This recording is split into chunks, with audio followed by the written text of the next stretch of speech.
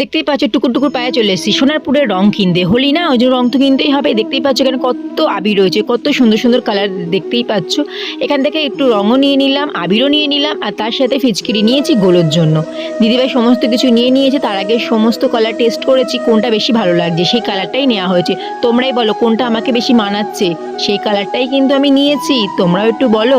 এখানে দিদিভাইকে তাও দেখাচ্ছিলাম, হলুদ কালারটা একটুও ভালো লাগছিল না, সবুজ কালারটাও মানাচ্ছিল না, সেটাই দিদিভাইকে দেখালাম। আর এখানে রঙের দোকানটায় প্রচুর রং ছিল, সব একটু একটু করে দেখালাম। হাতে দেখতে পাচ্ছ লিকুইড কালারটা দেখে নিয়েছিলাম ভালো লাগবে কিনা, জলে গুলবো বলে, ভালো লাগলেই নেবো তার জন্যে।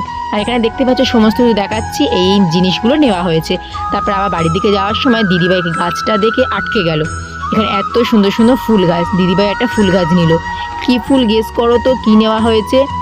আমিই বলে দিচ্ছি, বেল ফুল না জুঁই ফুল। কোনটা গাছ নিয়েছি সেটা তোমরাই কমেন্ট করে জানিও। তো টাটা, দেখা হচ্ছে খুব তাড়াতাড়ি মিনি